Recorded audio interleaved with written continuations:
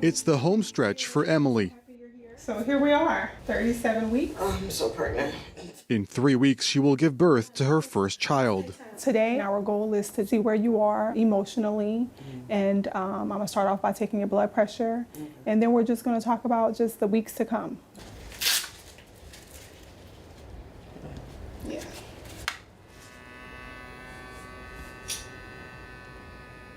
Pulse 88. Is that good? Yeah, you're fine. Okay.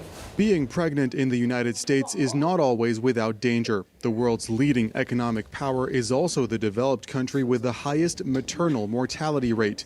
In Louisiana, 39 women die for every 100,000 births. And the numbers are even worse for black women, who are 4 times more likely to die in childbirth or postpartum than white women. Shalon's organization was created to help them. Some of the common situations that I see for our black mothers is a lack of, education, a lack of quality of care, the affordability, the access to care that many, don't have. But more importantly, just the outlook, the biases that are within the healthcare system that cause them to already have a disadvantage. So being a black woman, that's pregnant, you're already being judged, you're already being stigmatized. Black women are often covered by Medicaid, which is health insurance for America's less fortunate, but it's not accepted everywhere and reimburses hospitals to a lesser degree than private insurance companies. As a result, these locations are often overwhelmed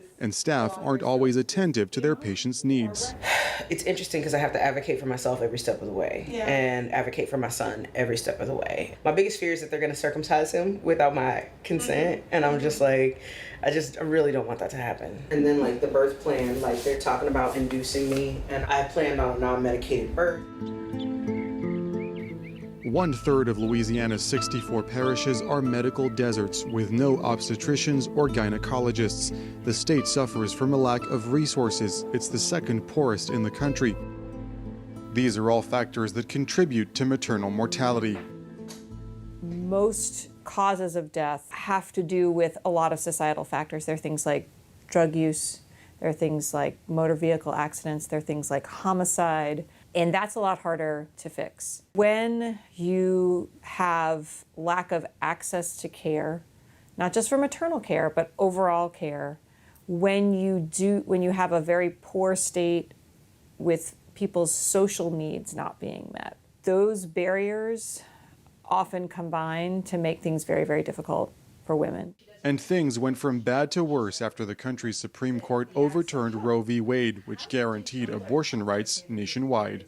There's no more elective abortions in Louisiana, but because of the vagueness and the way the law was written, there does not leave a lot of room for gray area, and much of this care is gray area. It has created a ton of confusion and fear, and that's on the part of the patient and the providers. They also certainly make it harder for folks to want to practice in this state. And when you already have some OB care deserts, it's really a recipe for disaster.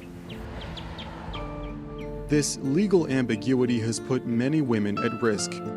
Nancy Davis was one of them. The 36-year-old found out she was pregnant in July of 2022.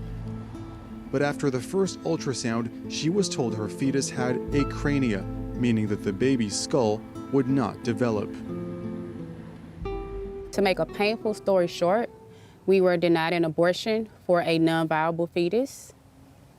Initially, the hospital had agreed upon doing it for $6,000, but whenever we went back a few weeks later, they told us that we were denied because of the fetus still having a heartbeat and Louisiana abortion bans that were in place. So they pretty much wished us well. Performing an abortion in Louisiana is punishable by up to 15 years in jail and a fine of up to $200,000. Nancy's doctors were so terrified of the repercussions that none of them agreed to perform the procedure. And yet, her fetus's condition was listed among the exceptions to the abortion ban. I was 15 weeks pregnant. So Florida was out because of the gestational limit. North Carolina was out because I was too far along. So New York actually was accommodating. their laws were clear and the doctors were confident in doing the procedure.